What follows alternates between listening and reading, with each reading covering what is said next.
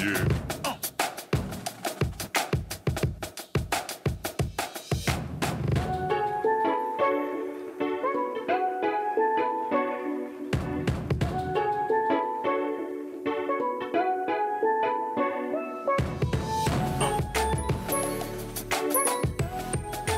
Watch Girls A to Z here. We are out on the streets of Philadelphia, Pennsylvania.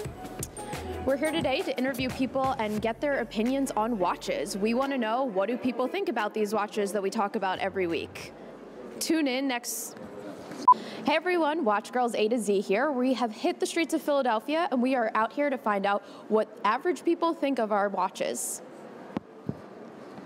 No, not that. That's what I... Thanks so much for doing this with us. What's your name? My name's Hakeem. My name is Hunter. Hey, so what is your name? David Shear. Hi, I'm Dan. My name is Rayanne. Hi guys, thanks for being with us today. So we are here today in Rittenhouse Square. What is your name? Christian. Amit. Nozomi. And where are you guys from? Israel and Japan. Thanks for joining us. What's your name? Thomas Schnepp. Today I have Kaya.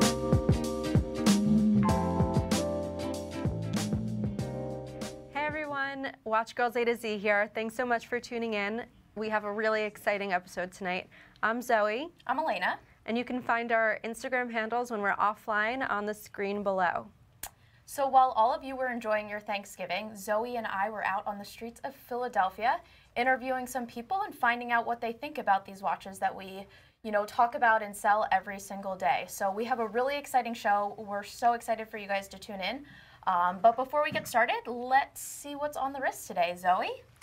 So tonight I have a pretty special piece. It's a vintage Patek Philippe. It's a reference 96, which is the first model they ever produced of the Calatrava. So the Calatrava is the quintessential dress watch in my opinion, and this is kind of what started it all. They first produced it in 1932, and you can find it today, a more modern version. Well, this one is actually only 31 millimeters, so it runs a bit small. The more modern version is the 5196, which is 37 millimeters. This reference 96, you can find them online and being sold at auction houses for around $8,000 to $9,000. So very reasonable in price, and manual wind, so it's a great piece for a lady's wrist, in my opinion.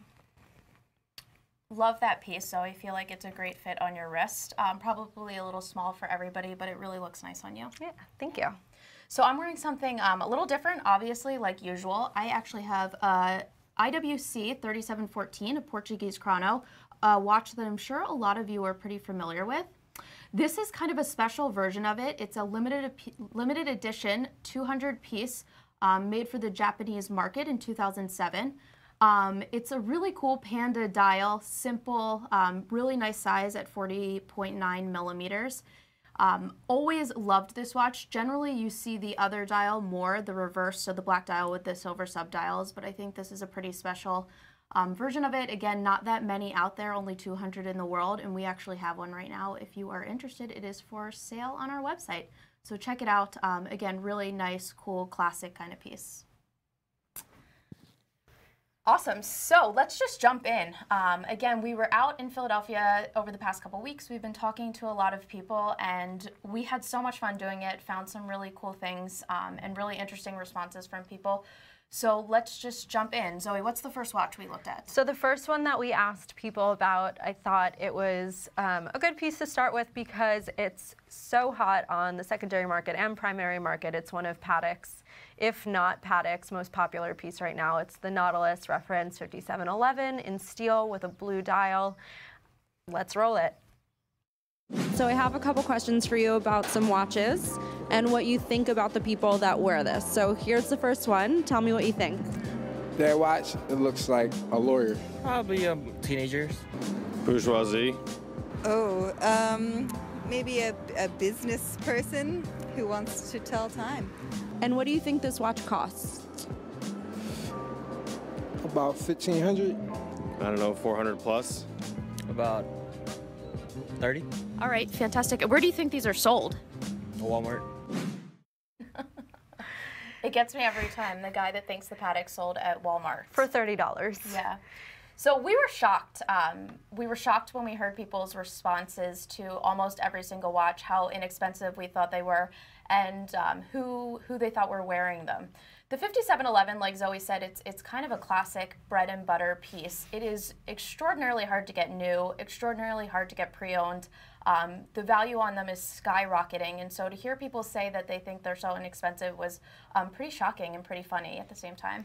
I mean, what does that say about the piece to non-watch people? Is it just so popular amongst collecting because of the brand and the reference and it being a Nautilus? Otherwise, it seems like people are just thinking that it's a normal, everyday watch that a businessman or a lawyer would wear.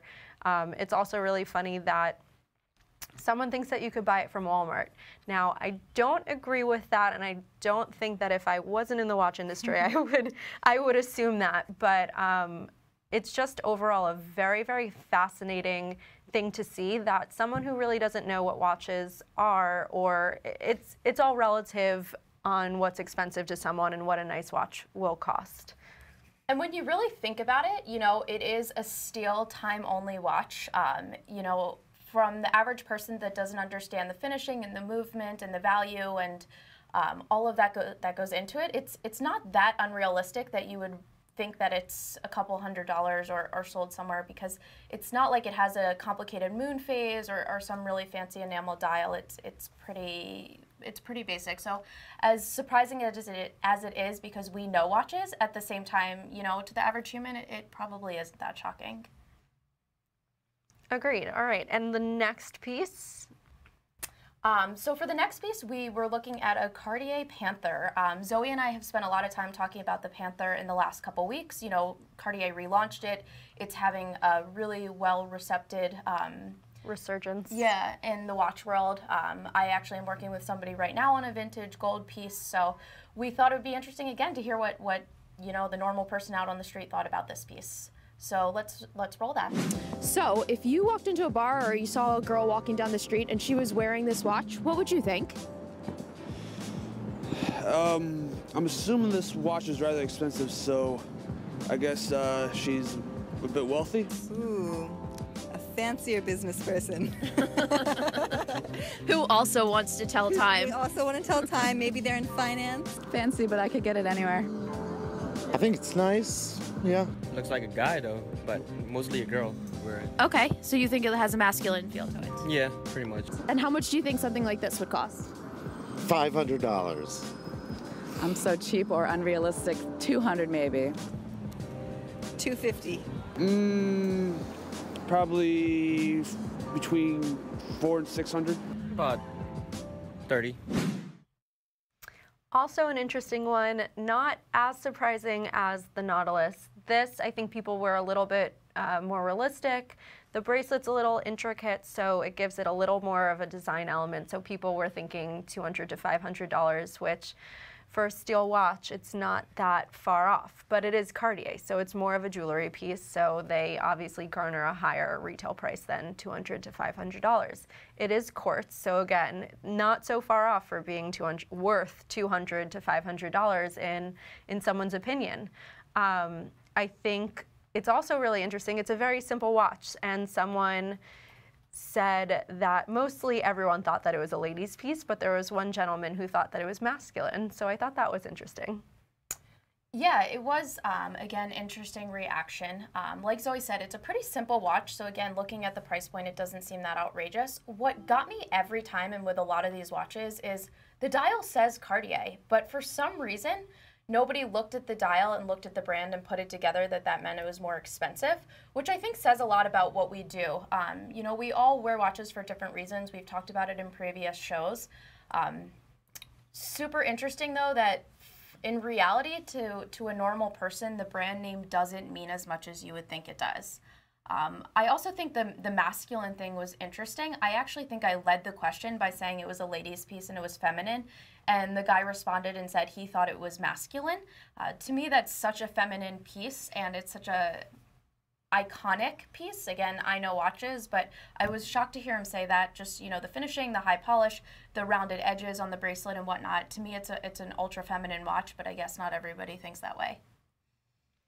Yep, and so we can get into the next one, which was a limited edition, or it's a, limited edition Panerai Luminor Submersible PAM507, which is a bronzo. So let's see what people had to think about this watch. Ooh, I like that one. This is a business person that has a little better sense of style, wants to be a little edgy, but also possibly just it might be old. I'd say it's a little more outdoorsy. You know, someone who enjoys camping, you know, hikes. Who's wearing this? A guy, definitely. A pilot. Yeah, initial reaction. Outdoorsman or a hipster. And the price point on this? About 40 to 60. 2 to 5. $80 to $100. I'm up there, 200 to 500. It looks maybe like it could be leather or something. You know, it could be like 400, but it also could be 80 bucks. So as you all know, I am a huge fan of Panerai. I love what they do. But to be honest, I can't disagree with the people that we met. If I saw somebody wearing this out and I did not know what it was, I would be like, what is that on the wrist? It's a large case size, it's bronze, it's a little flashy, it's got that military green look to it, and I would probably look at somebody and be like, what is that on your wrist? So I totally get that. I thought people had some really interesting commentary on who would be wearing that. I think somebody said a hipster, also an outdoorsy. With that patina finish, you do get, you know, that kind of outdoorsy look, which is interesting. The price point is also so interesting to me on this. People were really on the low end, and the retail on this, you know, varies. It's no longer made, and from the collectability standpoint, it's a hugely collectible watch, and they're all over the secondhand market. But people picked really low retails on this, which was fascinating to me. I agree, and like Alaina said, it's a very sought after piece because it was a limited edition of only 1,000 pieces. The bronzo is something that people kind of wait for their new release. We just had one in 2017 with the blue dial. I also don't particularly love the bronzo. I know it's kind of like the Nautilus. It's like for Panerai, it's their most collectible piece, maybe most sought after. I'm not totally sure, but it's just really interesting. And again, like Alaina said, if I saw someone wearing that on the street, unknowing what it actually was, I would think it was unattractive and too big and weird looking. And you know what? There's a watch out there for everyone. I happen to like the watch. I think it's a very cool kind of finish. As somebody that, again, likes art, I talk about it all the time. I think the idea that the bronze patinas is something pretty special. And not a lot of, there are some brands that do it. You know, there's the Charles Darwin and some other bronze pieces, but I don't know. I like the watch, but I think if I saw somebody wearing it in a bar, I would think it was probably pretty inexpensive and most likely too large for somebody's wrist because not a lot of people could pull this off. I agree. All right, so the next one, a little bit different. We're going to talk about a ladies' watch, the BVLGARI Serpenti. So, you gotta go. So, when we were picking the watches, we wanted to pick watches that, one, we kind of thought would be obvious choices for what people were going to say. This is kind of a little more obvious, so we'll get to see that in this video. It wasn't so shocking what people were saying for this watch, I think. What about a woman wearing this watch? What would you think of her? Something Ivanka Trump would wear. God, clothing designer. Well, it says BVLGARI, so I would assume it's someone who's very wealthy. She's very special to someone, and it's like a wedding gift or something. And how much do you think this costs? That 2,000? I don't know, $75 plus. 4,000? Yeah, 3,000 to 5,000, somewhere around there. First of all, how sweet was Kahid saying that someone who was wearing that watch was really well loved and it was probably a wedding gift? That warmed my heart. I was not expecting that response. That's very sweet. But it's kind of true. It's not a watch that you see in everyone's collection. It's going to be a nice present or something that is really special in someone's collection as just a nice fashion piece. And that's kind of the response that we got. Yeah, I think everybody was right on point when you look at that piece. It is a fashion watch. I wouldn't say it's something that would exist in somebody's core collection. It's probably not your everyday watch, but it's definitely a special occasion, a special watch that you could give to somebody to commemorate a birthday or an anniversary or something. They make a whole variation of them. Some of them really fancy, some of them pretty simple. But I do think people were right on with that piece. It's a fashion watch. It actually reminds me of this bracelet that I got from one of my great aunts, and it's this gold snake that wraps around the top of your arm. That at some point was really trendy and stylish. I guess BVLGARI's still doing it and doing it well, but definitely a fashion piece. It's interesting looking at the comments real fast. A lot of people are talking about the Walmart comment, and I just kind of hit me the fact that Walmart actually does sell luxury watches these days, which is really wild. Yeah, that's true. I didn't think about it. I'm sure our friend Christian or whoever said that on there didn't intend it to be that way, but they actually do sell watches in case anybody's interested. They also sell Chanel and jewelry and luxury goods. So maybe Christian... So maybe they were right on. Yeah. They do sell it on Walmart. Not for $30. Not for $30, but maybe you can eventually one day find a Patek at Walmart. I know. I've actually seen APs on there, so there's definitely high-end luxury. Kind of an interesting thing, probably a topic for another day. Zoe, you want to introduce the next watch? Yep. So the next watch we thought was, well, we had to add a Rolex in, right? That's an extremely recognizable brand. People know the name, they know the crown, and so didn't expect the responses that we received. It's kind of shocking on the price point, but let's roll it. Oh, I'm sorry. It was the Rolex Daytona. Who is the person that wears this? Definitely a businessman type, probably like CEO, big corporation. Lawyer, businessman. Yeah, like celebrities. I could say an investment banker. Oh, they're rich. That's what I would think. Yeah. I don't look at watches and think anything. And how much do you think this one costs? A lot. I feel like this could go up to like 10,000, 15,000. Ooh. Okay. That is probably about $20,000. Mm-hmm. I'm thinking like 500. I'm going on a limb, say 800. 10 grand. I see the label though. So there you go. The last guy that we saw said that he saw the labels. So it was kind of giveaway that it was going to be more expensive than the rest of the watches I had shown him previously. Also still a little bit low on value. One guy, I think, who was the highest said $20,000, which honestly, not so far off. It kind of looks like a steel watch. It's platinum, but it looks steel. So really interesting when the Daytona is a pretty iconic piece and it's mostly in steel. They obviously have it in other precious metals, but I would say steel is probably the most popular material that it's seen in, and so people probably assume that it was steel. Yeah, I think most people would assume that it's steel, seeing as it's a chrono, and you see a lot of cheaper watches out there, you know, Michael Kors and chronos and stuff. I guess, again, people could assume it's cheaper, but for the majority of the people we interviewed and watches we looked at, people seemed to understand that that was the most expensive. And I have to assume that it's because it said Rolex on the dial that people were catching on to that brand name. It was a name they were familiar with and that they were getting the values at least closer. $20,000 is not that far off. I mean, in reality it is, but for people that were saying our watches were, you know, $30, $40, $500, $20,000 is not that far off. I think it was an interesting watch for us to pick, and there is a specific reason we picked this watch. We actually had a viewer send in some photos from his collection, and he was interested to know what people thought about them. So we happened to include this piece, and again, I think it's an interesting one.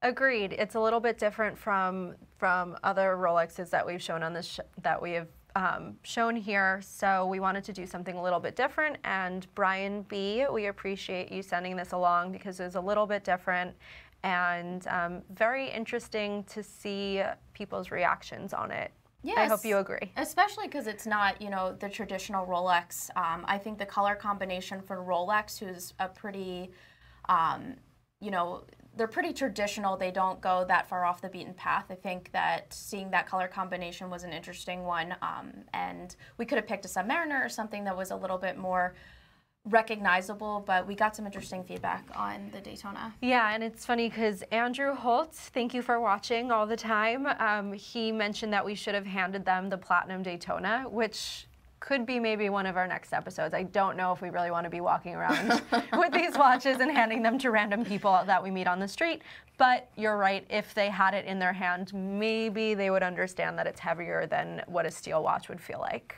and that would change their opinions on what price point it would be. Yeah, I also think given the circumstance and, where the watches are, people may have a different, if they're walking into our storefront on Walnut Street in Philadelphia, they're probably going to realize that these watches are a lot more expensive, but when you're walking around in the park or, at the train station or Dilworth or all different places that we happened to visit while we were out there, it's out of context, so people don't fully understand what we're asking. They weren't sure, which again ends up being pretty funny and interesting, but I think it's about context and about holding the watch in your hand and knowing exactly what you have there. Very true. And someone just asked, what are we selling that for pre-owned on our website? I believe it's listed for $54,000, which is still pretty far away from what people thought the value was.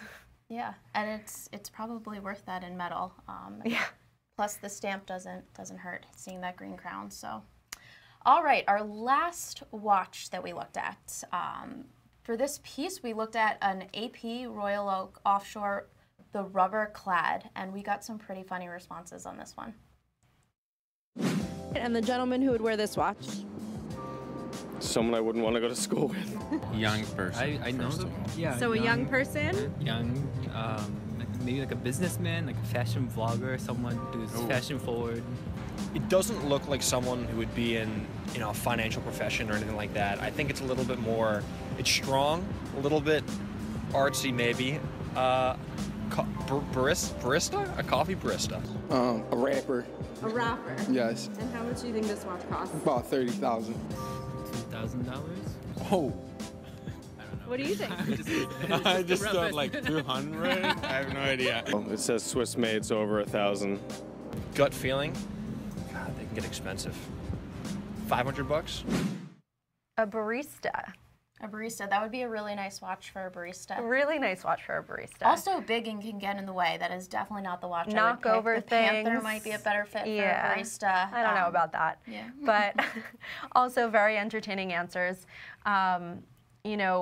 There were two gentlemen who recognized that it was an expensive brand, so their reaction was that it was going to be expensive, and then the prices that they gave were, relative to what we think is expensive, pretty inexpensive. So that's a kind of a theme that we've seen a lot here, is that everyone keeps saying that their initial reactions is that the watch is probably expensive, and then the values that they give are below $1,000. So it's very interesting to see what people think a lot of money is for a timepiece.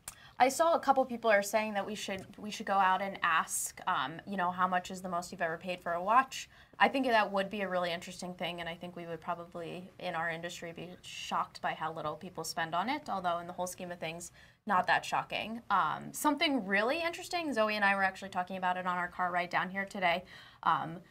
Who wears this watch? Of course, somebody had to say a rapper, and you know what? The reality of it is that there's a lot of people in sports and a lot of rappers, musicians that do wear this watch. So it was interesting that somebody picked that up. Almost every watch people said was a businessman. So to hear that this watch, fit a different type of profession, I thought was really interesting. I think he was right on the money. It's a big piece. The Offshore, there's a lot of different athletes that have teamed up with AP in the past and had their own models made, so he wasn't that far off. I mean, if you look at the Instagrams of athletes, of rappers, of other influencers, of like a big nature, you're gonna see them wearing Offshore. So I think he like out of everyone else, kind of hit it on the money, much more so than someone saying that a barista would wear it. I almost don't believe that he didn't know about watches because he hit a lot of them. He got did. The BVLGARI, I thought was a really smart comment. Yeah. The wrapper on the AP, pretty smart comment. And you know what, it makes sense that you would see athletes and musicians wearing APs, particularly athletes. It happens to be you know, a larger watch. It has a very sporty feel to it. It's actually meant for sports with rubber gaskets and whatnot. So not shocked that we heard that for sure. So we wanted to take a look at the chat and see what people are saying and your reactions on this, because ours, I mean, I'm sure is very similar. We think that a lot of these immediate gut feelings of these people that don't know watches are pretty comical, but also not so untrue if you just think about what these watches are. Somebody, who is this that just said this, mentioned that we should post the reaction to the real prices, and we did a few of them, and we should have caught them more. We're definitely going to go back out there and catch people's real reactions to the prices, because it was really funny. People are so surprised, you have no idea at how expensive these are. Let's see, what else do we have in the chat? A lot of people tuned in, so thank you guys. We always appreciate it. Richard Scott, you're in Philly. You should have come by. You could have seen the show live, said hello. So Richard Scott actually is a good friend of Claudio and myself. He actually came in, got the behind the scenes look at the studio, has a picture here. I'm excited that he's watching tonight, so thanks for tuning in. If you're in the Philadelphia area, come visit our store and you can check out our studio if we like you. Just kidding. Yeah, you can always come. Yeah, we would love to have people, and we've been entertaining the idea of having some live audiences. It would be fun to get some immediate feedback, although the message box is pretty good, and there are some really interesting comments in here. Let's take a look through here, Zoe. Anything else? We also want to know if you guys have any other watches that you want us to do this kind of experiment with. Send us all of your suggestions, because obviously the world is our oyster at Govberg Jewelers. We have a ton of watches that we are able to get some feedback on for you guys. So just like Brian B., who sent us his collection, if there are specific pieces you're curious what people are thinking about, we'd love to use it for the next time we do this.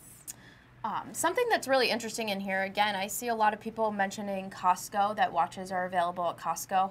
I go there occasionally with my parents, and I do see the watches there. Our friend Watch Yoda says that you can pick up a Rolex, a tag, and a half-pound hot dog, and he's actually very correct on that. It would be probably a pretty interesting topic to talk about why you buy from an authorized dealer like Govberg, or why you buy from a reputable gray market dealer, and why you would ever buy something from, you know, the Walmarts and the Costcos of the world, because I'm sure there are people out there. It would be interesting also to hear experiences. If you have bought your watch from Costco or Walmart, did you have a good experience? Was the watch authentic? Did it come with box and papers? Did you have a warranty? Again, a topic for another night, but we would love to hear more about that, because I do see a lot of it in the chat box. That's true. I'd be curious where they're sourcing their watches from. That's a good point. Yeah. So we had a lot of fun tonight, and again, we want to get back out there. We would love to know what you'd like to hear from people. We'd love to interview some people that know watches, not just people that don't. So we're always available off air. You can hit us on our emails. You can call our phone numbers. They're underneath on the screen. You can find us on Instagram, Facebook. Definitely message us. We will show your watches on our show. We want to interact, and we want you to be a part of everything. Yep. So true to form, we usually end our show with the most interesting watches that we've come across, either purchased or sold or just seen in the industry. So, Alaina, what do you have for this week? Sure. So this week I picked a Panerai. I've already mentioned today how much I like Panerai, probably a few different times. This is a very cool model we just took in. It's a PAM507. It is a limited edition with the green dial, but it was made from an existing version, which was the PAM346. It's the classic Luminor, the Radiomir case with the wire lugs, you know, the traditional Radiomir crown, and exhibition case back. Besides the cool, unique green dial, something that's pretty cool about it is that it's an 8-day power reserve, and it has this discrete power reserve indicator on the movement in the back, which I always think is a pretty interesting thing. It doesn't clog up the dial necessarily, but you still can get that function. You know, we see a lot of Panerais with the blue dials. We've seen a few of them come in the last couple of days and weeks, and I happen to love the blue dials that Panerai does. I think they're really deep and they have a great luminous feeling to them, but there's something pretty special about a green dial. There's not that many brands that have, you know, gone in there and played with green, but I think Panerai does it right. It's not too bright, it's not too dull. It's a cool sandwich dial, looks really pretty interesting with the patinaed hands and numerals. So this is my piece for today, and it is available on our website if you're interested. Zoe, what do you have? So similar to the reference 96 that I have on my wrist, whenever a vintage piece comes our way, I jump on it, and people get very annoyed. I go over to their desks, need to see it as soon as possible. We just got in earlier this week. We got in a reference 5513 Submariner Rolex, and it is, I don't know if we have a picture of it. It had an amazing faded bezel that was like a gray blue color, and the 5513 has always been one of my favorite Submariner models. It's a no date. It was the longest model or longest reference manufacturing runs for any Rolex, actually. It was produced in 1962 all the way until 1989, which is my birth year, which is why I'm trying to find this watch. But yeah, so we just got this piece in and sold it the same day to a vintage collector. I wish we had a picture of it, but it went so fast, we don't. It's funny, you know, I wouldn't say that we generally market the vintage pieces we get in. It's not something we deal with so much, although more and more since you've joined our team. But you would be surprised how quickly these vintage pieces fly out. We put them up online if they even make it online, which generally they don't. And then they fly out the door in a couple hours. So if you're interested in vintage, definitely reach out to Zoe. Again, sometimes things don't even make it up to our website before they're sold. So let her know if you're interested in something, and hopefully she can get you connected before we even sell it. That's very true. If there's something specific that you're looking for and it comes across our channel, I can absolutely help you with sourcing a piece that you can trust and know that it's, you know, everything is authentic. And the vintage market is kind of a landmine. It's I actually just had, I don't know if I spoke about it on the show, but I definitely blasted this guy on eBay on Instagram because I purchased a Memovox that looked like it had a really clean dial, was so excited about it. It arrived and it was dirty and completely different from the pictures that they had listed, so I was really upset about it. But you know, being at Govberg Jewelers, we have incredible watchmakers and experts in the field where we're able to really help with the vintage, usually the guessing game for people not knowing if parts are service parts or replaced or supposed to be on that watch. And we try to alleviate all of that. And we don't even take in pieces that are what people call Franken watches, so it's not even a question. But yeah, the vintage market's pretty hard, but we are a great source for trusted inventory for vintage. So hopefully definitely let us know. You'll be able to snag that watch before it sells. I and know. We'll actually have it live on the show. I wish I had it to show because the bezel was just so beautiful. It was like the color of your eyes. Well, hopefully next time. So like usual, thank you guys for tuning in. We really appreciate it. We hope you had fun with the show. We sure did. Thanks so much.